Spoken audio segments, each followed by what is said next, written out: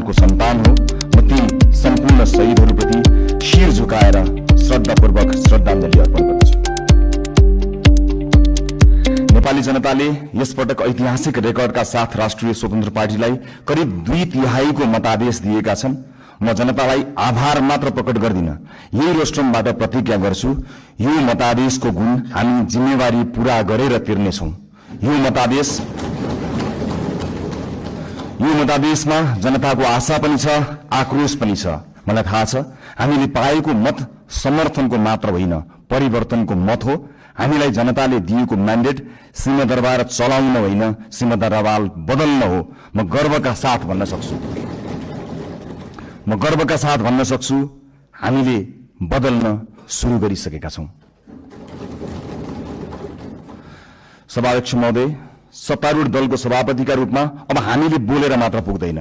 मैले मात्र होइन, रासोपाका हरेक माननीयले कामबाटै आफूलाई, पार्टीलाई र सरकारलाई प्रमाणित गर्नुपर्छ।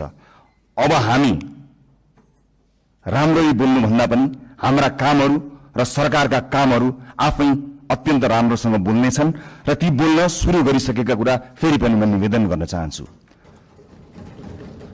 सभाध्यक्ष महोदय, हामीलाई हनीमुन पिरियडको सुविधा पनि चाहिँदैन। हामी दिन गनेर होइन, सेकेन्ड गनेर काम गर्न चाहन्छौं र गर्न सुरु गरिसकेका छौं। तपाईहरूले सरकारको रफ्तार देखिरहनु भएको छ। अब कर्मचारी तन्त्र सहित सिंगो देशले यो रफ्तारसँग गति मिलाउनुको विकल्प छैन।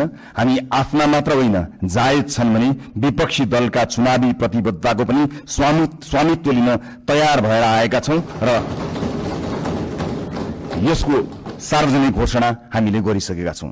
सभाध्यक्ष महोदय, सरकारका प्राथमिकता, योजना र दिशा सविस्तार सम्माननीय प्रधानमन्त्री ज्यूबाटै आवश्यक परे बोलेर र आवश्यक नपर्दा नबोलेरै कामबाट प्रस्तुत हुने कुरा पनि म सम्मानित सदनलाई जानकारी गराउनेछु।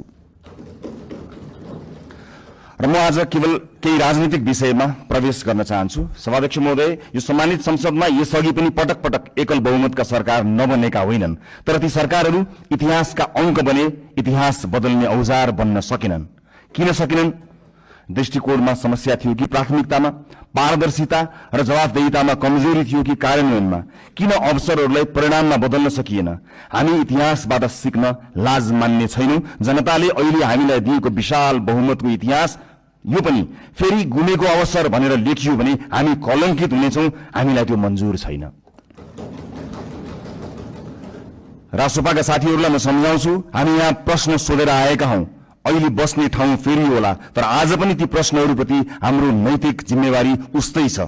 अब साबित गर्नु छ कि हामीलाई केवल प्रश्न सोध्न मात्र आउँदैन, उत्तर दिन पनि आउँछ। समस्या देखाउन मात्र होइन, समाधान खोज्न पनि आउँछ। प्रतिपक्ष दलहरूलाई मेरो विनम्र आग्रह छ, हामीमाथि 24 घण्टा निगरानी गरिदिनु होला। शासनमा तपाईहरूको लामो अनुभव छ, हाम्रा कमजोरी उजागर गरिदिनु होला, गल्ती देखाइदिनु होला। यदि हामीले बाटो बिरायौं भने सच्याइदिनु होला।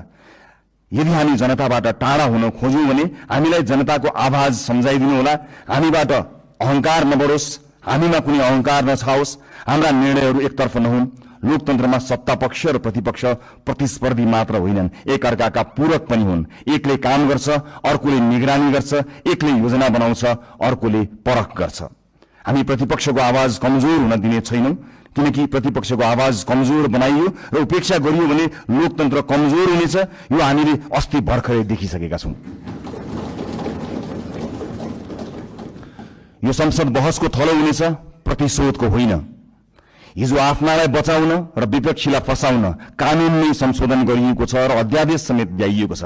त्यस्ता गलत क्रियाकलाप यथाशीघ्र सच्याइने कुरा म यो सम्मानित सदनलाई जानकारी गराउन चाहन्छु। प्रतिपक्षमाथि अहंकार र प्रतिशोधको त्यो अध्याय अब दोहोरिने छैन। आस्थाका आधारमा फरक व्यवहार हुने छैन। अब अन्यायपूर्वक विधि नै निचेर सुन्न मन लागेका कुरा नसुनौ भनेर कसैको माइक काटिने छैन।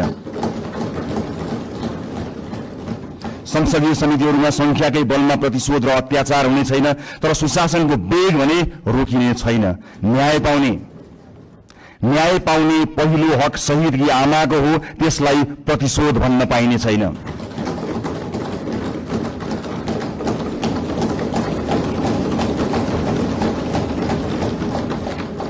यो सरकार जेनजी विद्रोहको पनि सन्तान हो।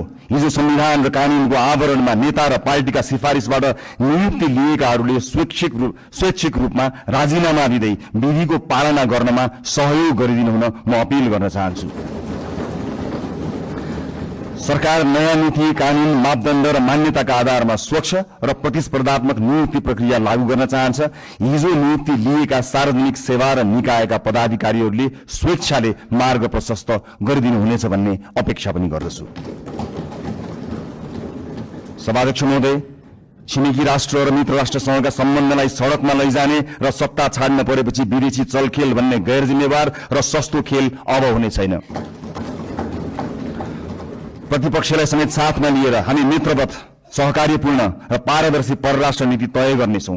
त्यो रणनीतिक र दीर्घकालीन सोचमा आधारित हुनेछ। व्यापार, लगानी, शिक्षा, पर्यटन र प्रविधि मैत्री हुनेछ। त्यसले पहिला राष्ट्रहित र त्योसँगै अन्तर्राष्ट्रिय सम्बन्धमा विश्वास र स्थायित्व सुनिश्चित गर्नेछ। स्वदेशी र विदेशी लगानीकर्तालाई यही रोस्ट्रमबाट मेरो अपील छ, अब नेपाल लगानीका लागि पूर्ण सुरक्षित छ, किनकि राजनीतिक स्थिरता, कानूनी सुरक्षा र पारदर्शी प्रशासनको हामी ग्यारेन्टी गर्छौं।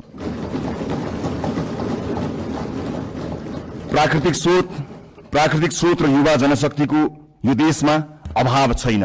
म गैर आवासीय नेपाली दाजुभाइ दिदीबहिनीहरूलाई अपील गर्छु, नेपालमा केही गरौं। तपाई नेपालको आर्थिक विकासमा जोडिनुहोस्। हामी एक पटकको नेपाली, सधैँको नेपालीको बाचा पूरा गरेरै छाड्छौं।